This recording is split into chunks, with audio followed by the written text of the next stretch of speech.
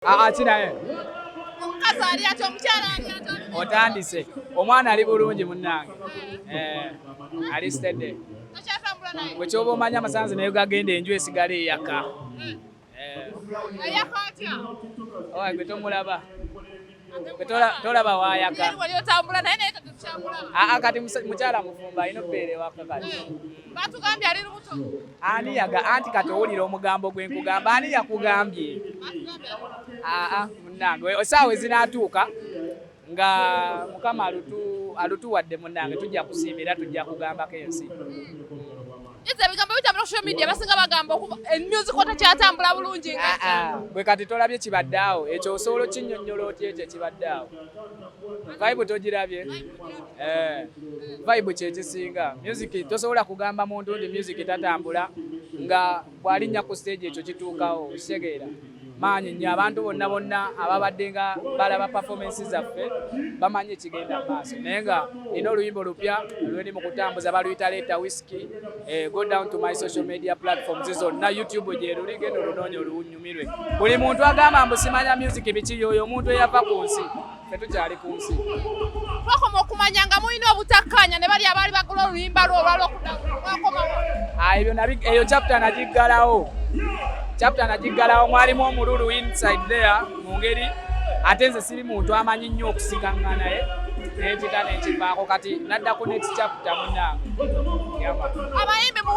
Abayimbi wiiki ewedde babadde ne federation walabiseeko batwabadde. Munnange nze ebyo ebintu sibigenda nnyo. Kiwa n'abawagizi bennyini bamanyi sirabikalabika nnyo ndi musajja ali reserve ndabikawokka we neetaagiddwa okulabika nawe banneetaaze bwe batanneetaaze sigendawo. Saagala nnyo kuyingirira bintu bye simanyi mbeera mu layini yange munnange. EaZzy omuntu wabali n'agamba tebakuyise nga bagenda okukola federation abamutuufu. Kituufu nnyo kuba nze mbadde sikimanyiiko kiwulidde ku ggwe munnange. Oli underwoman. Sinnaba kugendayo eyo. Olina kibiina ky'abayimbi ky'olimu? Nze ndinga nze sinnaba kufuna muntu andaze ekkubo ttuufu lyensuubira nti litulaga ettaala. Nze siri kunze nga nze wabula nnwanirira n'emigigi egiddako nti wendabye amazima nti kino kirina gye kigenda mujja kundabayo.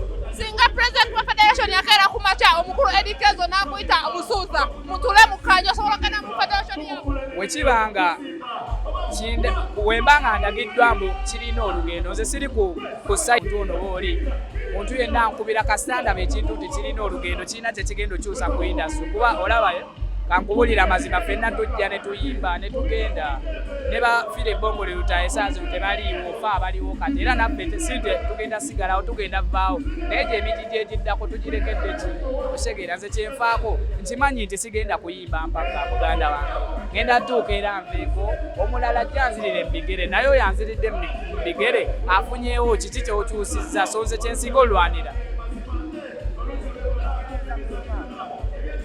Munnange nga weŋŋambye tennaba kundaga siina kibiina kyonna oba oba kiki siina kibiina kyali kindaze nti nze ng'omuntu kino kyange ng'omuntu siina kibiina kye nnaalabye nti wano kirina olugendo oba kirina light gye ndabako nti egenda yamba abaana.